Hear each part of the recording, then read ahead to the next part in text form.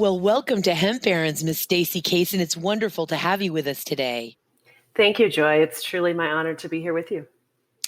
You are the CEO and founder of Planetarie, and it was just such a pleasure and a joy, as it were, to meet you and learn about this incredibly innovative and totally compliant company that we have here in Planetarie, discovering you at NOCO Hemp Expo just a few weeks ago in Colorado. Yes, we were truly honored that you came by and were willing to spend time with us. I love what you do, and I appreciate you recognizing our accomplishments and mission so far. Well, it was hard not to notice, first of all, the clean, sleek booth and branding that you had, the professional and attentive, not sleepy or buried in their phone staff at the booth. And of course, the fact that immediately upon recognizing that you are third-party CGMP certified, USDA organic certified, not just at the biomass level, but at the facility level. Yes. And of course, as the sophistication of this emerging industry grows, we're constantly finding folks that are, frankly, I don't like to use the word fraudulently, because most people don't even understand that they're fraudulently using that label USDA organic certified on their CBD products, when only the biomass is certified and not the entire supply chain, essentially, including that facility, which is not an easy, neither is the third party CGMP or the USDA certification for a facility anything easy to come by. So I know I'm very well aware of what it takes to gain those certifications. So I was already starting to put together, boom, boom, boom, this is a company to watch. Thank you. Then as we began to really learn about the products and the technology, to discover that you're hitting all these other gold star marks in innovative technology for water extraction. And we're not talking about CBD as in cannabidiol, its decarbed form. Correct. We're talking about CBDa in the acidic form. And with that, please tell us more about your technology, more about CBDa, Miss Stacy. Thank you. I think a lot of people are calling it a minor cannabinoid and tend to kind of overlook that it's the most predominantly made cannabinoid in the cannabis plant. Like, the plant doesn't make CBD, as you already know, but the plant makes the cannabidiolic acid, the precursor to that. And through heat or ethanol or other protic solutions used in processing and extracting, that is decarboxylated into CBD. We don't use heat, we don't use pressure, we don't use ethanol or hexane or any of the solvents other than the universal solvent of water. So by extracting in this natural, gentle way, we're able to maintain all of the plant cannabinoids in their same form. So it's mostly CBDA, but there's also THCA, CBGA, CBCA, CBDVA, et cetera, all the A's, right? So the acidic forms actually have a greater potency and bioavailable in the body, both our bodies, my dog's body. And we did a lot of research on this last year and actually published a white paper last fall, just as a meta-analysis of all of the scientific, peer-reviewed, published journal articles on CBDA. And we found some really exciting research out there. Now, there's still, more to come as municipalities allow for this research, as you know. But from what we've seen, and I think the most compelling data to me, especially as a former medical person, is that CBDA is a selective COX-2 inhibitor. So it's the anti-inflammatory effects like ibuprofen has, those same receptors, the same enzymatic receptors in the body, but without the COX-2, which is what causes damage to our stomach and kidneys when we've taken too much of the NSAIDs. Aha! That I did not know. I am not a science or a math person, and do my best to keep up with the complexities, of course, of this incredible plant. And with research just exploding, that was enlightening to me.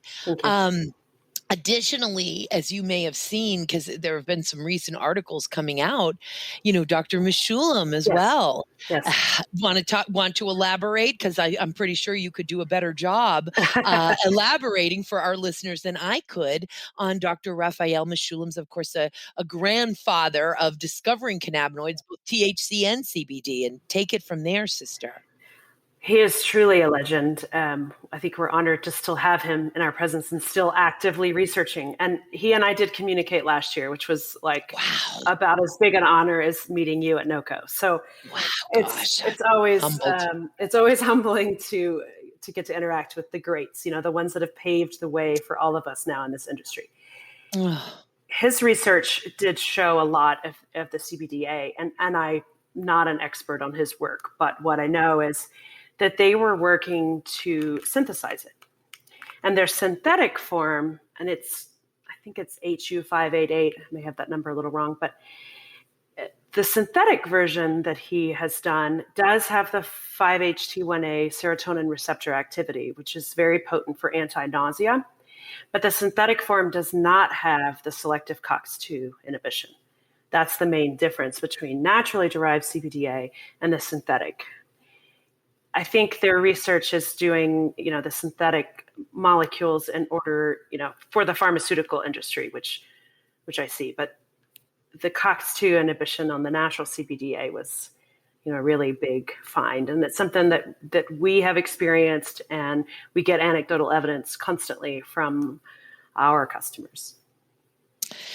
And let me ask you this. So if folks are probably thinking to themselves, what do I take CBDA for? What bodily systems does that support, or what needs do I have to improve my general health or wellness that CBDA supports? Great question. The anti-inflammation, and it's predominantly the COX-2 that we talked about, but there's also some endocannabinoid receptors. Inflammation is probably the biggest offender in the modern world. So there's a lot of really smart people that say anxiety is an effect of inflammation in the brain. And, stomach issues, from irritable bowel to acid reflux, arthritis, joint pain, diabetes, heart disease. There's some compelling evidence to say that all of these diseases are inflammatory in origin. So by blocking the inflammation early, and by doing it with a natural plant medicine that doesn't have, as many nasty side effects, then you've introduced a bit of wellness into the body. There's also, in our white paper, we talk about some receptors that are neuroprotective. Now, it does work in a preventative method. So if you have CBDA in your system and then you sustain a head injury, or if you're play contact sports, where that's a big implication, then there are neuroprotective mechanisms in the brain because you had CBDA on board.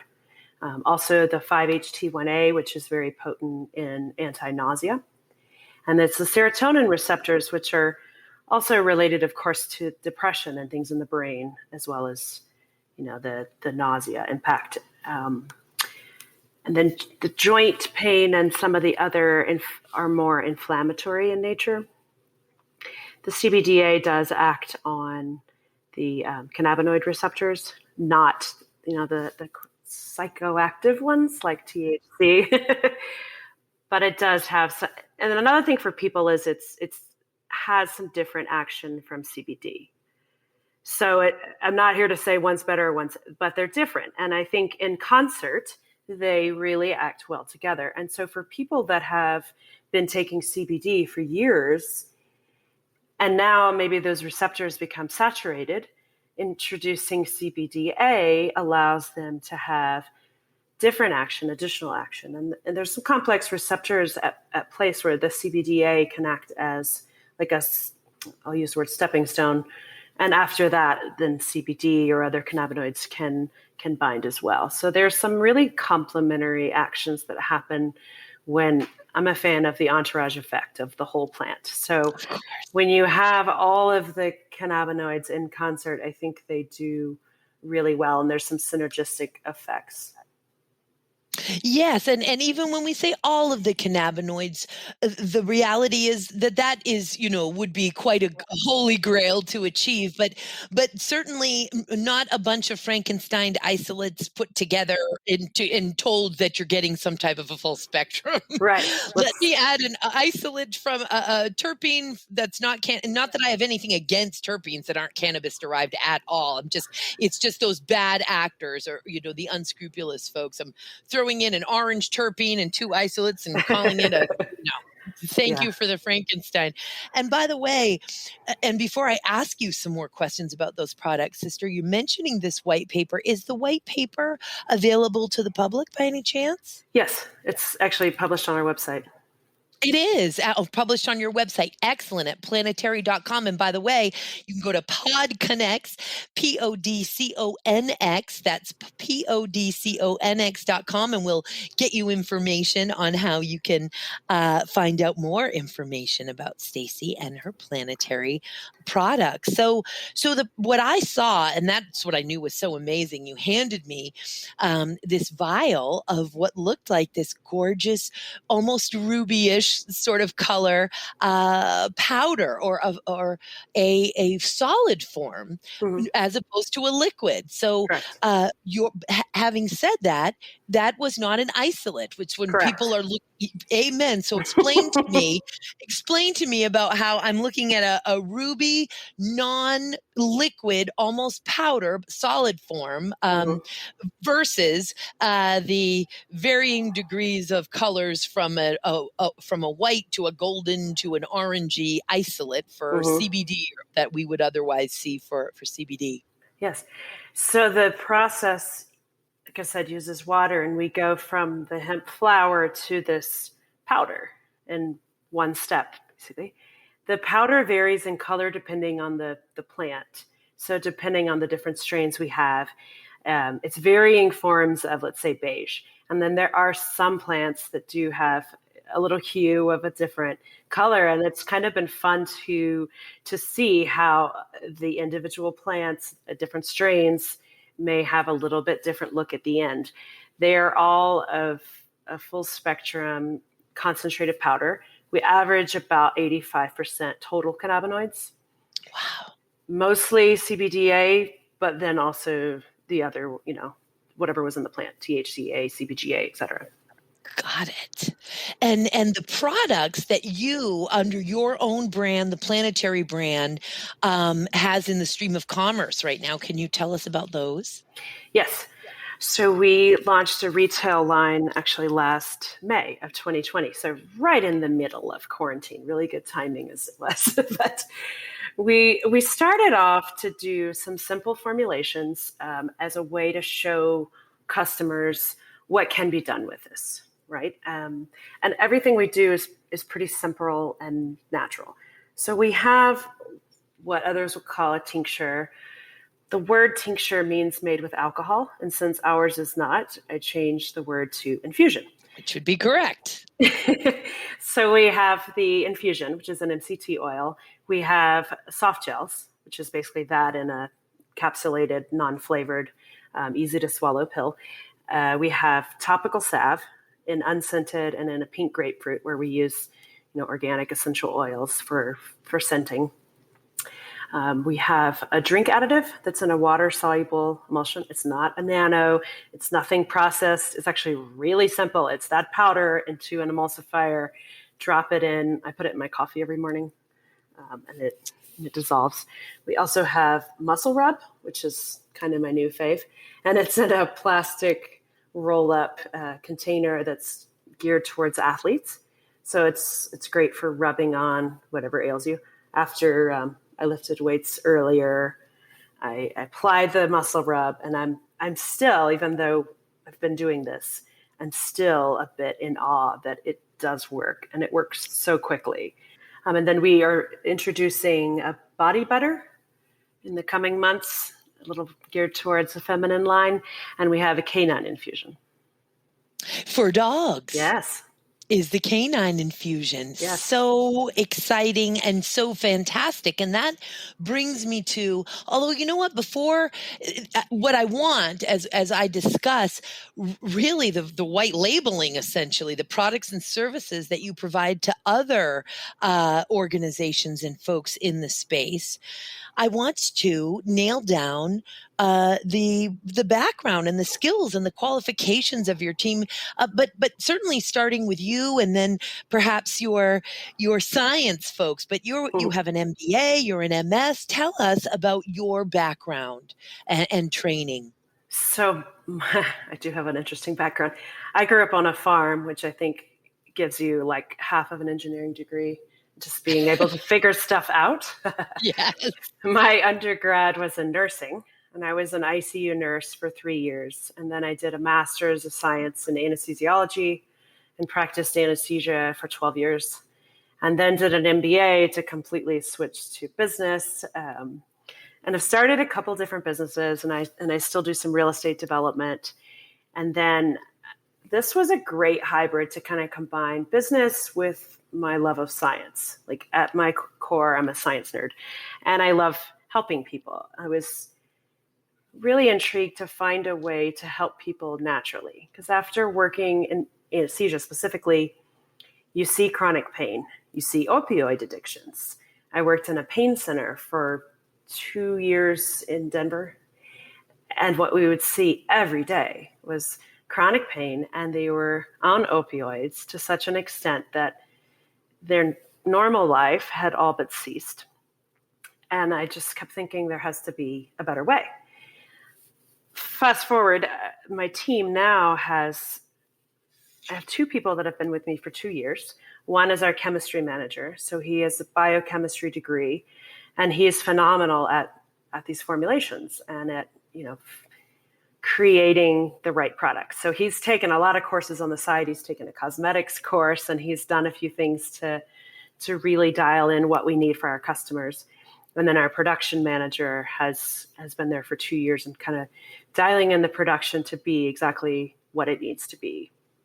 So that's the core team right now that's producing these products. We have a great marketing team that works with us, and we do some research and kind of find out what people would like more of. So the muscle rub was a great example of product development based on targeted research. And we have a partnership with CTS, Carmichael Training Systems, and their athletes were looking for something topical that they could rub on what ails them. So it's predominantly cyclists, but other endurance athletes. And with any endurance sports, it's not really what you can do one day. It's what you can do over and over and over until you get to this big event. So recovery is key, and our products enable people to recover much faster and then have a great performance the next time. Who helped develop this technology, the water extraction technology, to the extent you're allowed to say? Was that a Stacy thing? Did Stacy have a team thing? It was definitely a team thing. So the idea has been out there, and there were other companies that was one specifically, another company that had the idea years ago, and I think there was kind of some bad juju around that. So we didn't get it from them, right? But this idea has been out there, and to my knowledge, no one has been able to bring it to fruition. So we worked. Yeah, I had a good team, and we worked on it for a few months, dialing in different parameters, and we'd think, okay, we have this figured out. And we always do third-party testing on every batch, and we'd say, okay, this looks pretty good, and tweak where we needed. But we've even continued over. So we've been extracting for almost 3 years, but then dialing it in, I don't know when that'll be done. No. That is like the endless R&D process. That's sort of fun, and we're sort of getting tired of that. But we have it definitely to a point where we can consistently make quality powder, and we know what we're doing, and we can tweak certain things. So yes, we created it fully. The idea did exist before, so I definitely don't have an ego and don't want to take credit for like inventing the wheel here. But we are the ones that actually made it happen and bring it to fruition.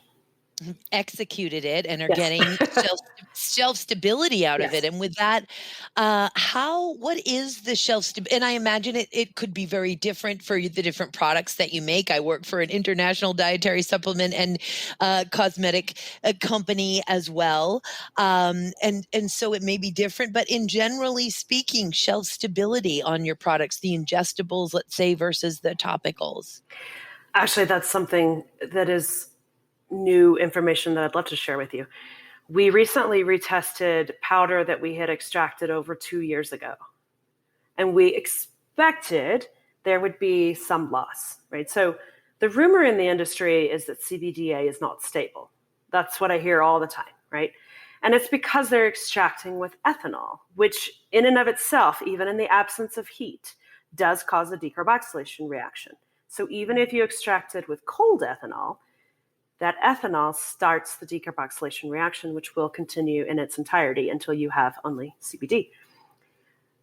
By not using any of those solvents or introducing heat, it's perfectly stable. So that powder from over 2 years ago had not any decarb.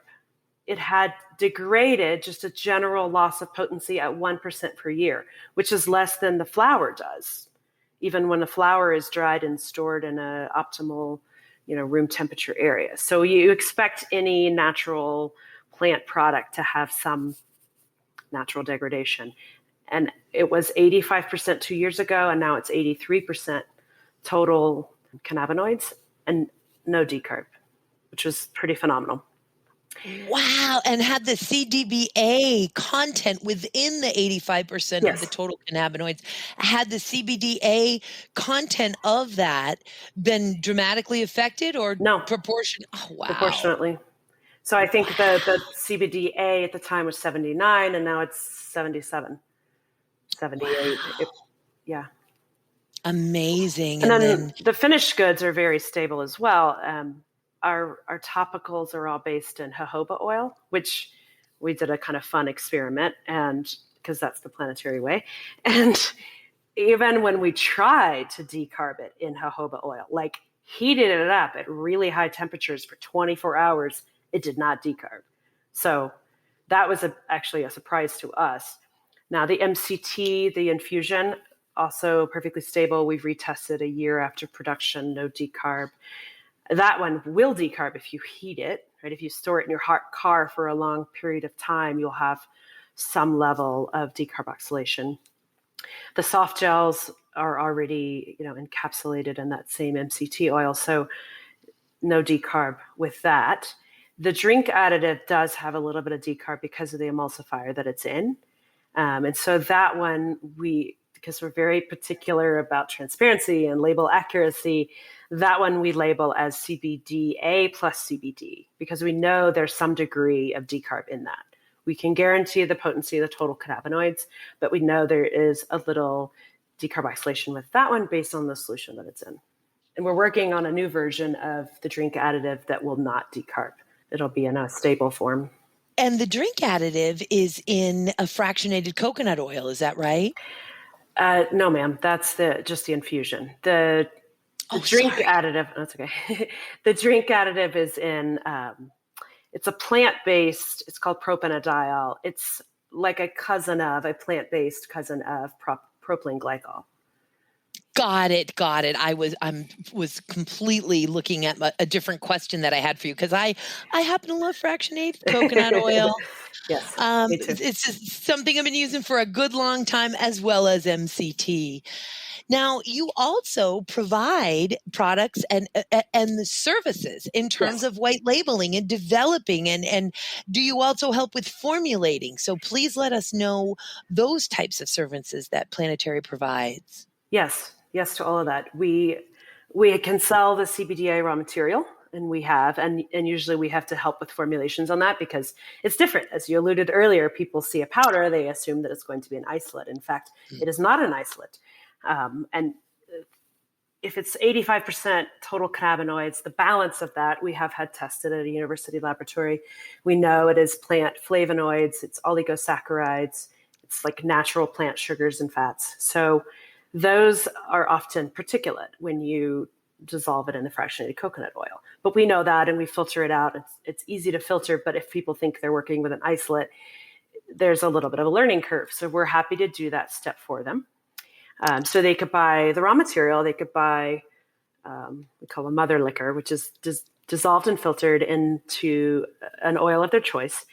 And we've used multiple oils successfully. We also can do a full to the end labeled, safety sealed, the whole 9 yards for a white label and a custom formulation. We recently completed a project for a customer that is a new brand, and they had this idea and they had no clue how to make it happen. But luckily we have a phenomenal chemist in-house. And so we were able to make that happen and deliver the products fully shelf ready to the customer.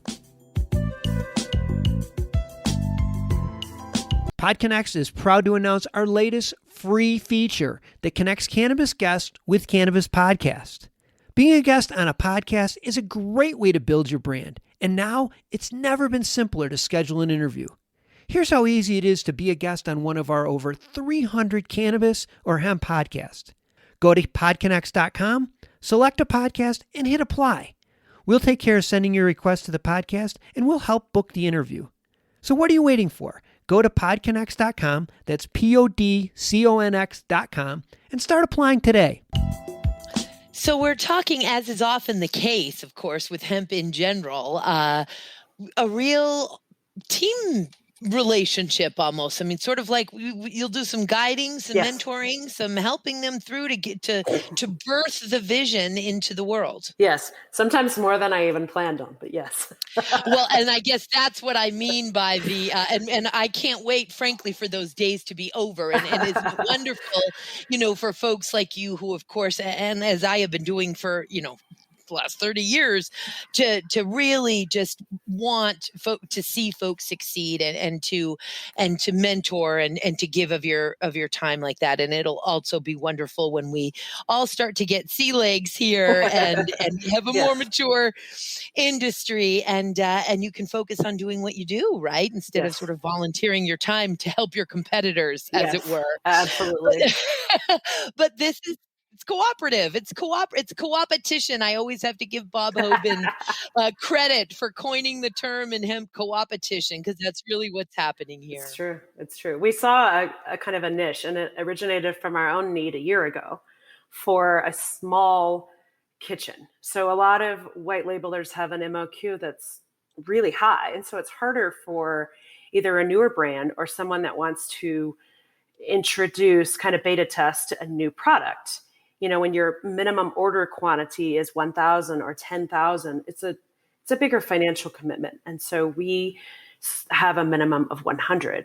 So that's a little smaller, allows you to be more nimble and kind of try things out. And also with the organic certification, that's something that not many kitchens can say. So we can fully, depending on the ingredients they choose, as long as we can source the ingredients as organic, because as you know, it's all parts that go into it in order to be certified organic. Even if you were to use a solvent, even the solvent would need to be organic. Yep. Indeed. But these lower minimums, I really just have to lob onto that for a moment because it changes everything for folks who are trying to get their products into the market. Yes. It makes all the difference between can the small business, can the cottage industry, or do I need to be a larger, well-funded business in order to take advantage and get in on the game and deliver on the opportunity here. And certainly that is not what this country is supposed to be about. And it is absolutely not what the liberation of the plant via the 2018 Farm Bill was intended to do. It was liberated for everybody. Agreed. Entrepreneurs and businesses of all sizes. So these smaller minimums is such a public service and a service to the emerging industries. And for folks to really understand why, why are we only doing the larger volumes here, guys, because to make the more money, for it to be more efficient, so I don't have to spend a million years on your low volume order. But that's what we're doing here in Hemp for Each Other. Those of us who are really, wanting to deliver on this promise, and it's so not going unnoticed. Those folks who are saying, no, we will help you with your smaller minimum. We will help you get your feet off the ground here. We'll work together to make this industry and steward this industry responsibly. And of course, your products are also vegan and gluten-free. Yes, except the topicals have some beeswax. So those aren't totally vegan. Well, oftentimes we so forget. Understand, guys, if there is a bee involved, you lose the bee. And that was something I had to learn. Yeah, it was something I had to learn. I have a good friend who's vegan. She's taught me a lot. So I give credit to that. So yes, indeed. Look, I'm a fan of small businesses. Everyone in my family is an entrepreneur in small businesses, and starting a business is hard enough. Starting a business in hemp is really hard enough. So anything we can do to kind of grease the wheels and facilitate for others, we're happy to do. And to make it easier for folks. Well, you also have an outstanding blog here on the site. I don't know how you managed to keep all of this stuff going, the innovation, the new products, the opening up your products and services to other companies and entrepreneurs. And you've got a really valuable blog here, as well as your white paper being available on your website publicly. Yes, thank you. I feel like a lot of what we do is educating. And certainly, and I think probably what you've realized is, if I'm going to spend a bunch of time educating, I shall turn it into a blog and point people to the blog instead of answering the same question several times. So yes, an efficient way to do it as well. But I'm just seeing some fantastic articles here on your site that are also unique, I think, and helpful, and a great new edge. It's just wonderful during this explosion as the industry emerges to find a strong, incredible woman who is leading a really exciting company here in Planetarie. And you say that Planetarie is 3 years old. Yes. Now, and I know that you discussed with us here, of course, how your experience, even as an RN in anesthesia, you began to really want to expand your healing self in how can I make this world a better place? But why hemp? How did you come to hemp? Oh, that's a good story. I'll abbreviate it. I was looking at purchasing a property 3 years ago, and it was completely an emotional buy. It was a beautiful piece of property that we just wanted to have, but it did not make economical sense. And so, being in real estate as well, things have to make dollars and cents. So at that time, hemp was just being introduced from the farming standpoint. So I looked into hemp from the farming, but it's not in me to go back to the farm. It's just not my calling or my forte. So I started looking at the industry from a whole. I do better from a 30,000 foot view systems thinker. So I started looking at the whole industry, and particularly at that point, there was a real bottleneck in processing. And I wasn't thrilled about the way it was being processed. Certainly there's still healing powers from this plant, but I kind of felt like, gosh, there's got to be a better way. This is still 18th century technology. We've got to have, there's got to be some new innovation. There's some room for innovation here. So that's how it first evolved. And also, like, I'm not completely altruistic. I've been a lifelong athlete. At 35, I was told I needed a knee replacement, actually 2 knee replacements, and too young to get those done. So the doctor was like, yeah, your knees are jacked up and you're just going to have to deal with it. And I'm not one to sit around. So I'm going to keep moving and doing, and we'll just find a better way to kind of treat this. And it has been. And certainly our products, I mean, just anecdotally, using our infusion every night and the soft gels every morning and the muscle rub as needed. I mean, I squatted 250 pounds today, 3 sets of 10, which I couldn't do for years because my knees just wouldn't bend that much. And I still cycle a lot. And so I still get to be an athlete, and pain is almost absent. So that's a huge improvement.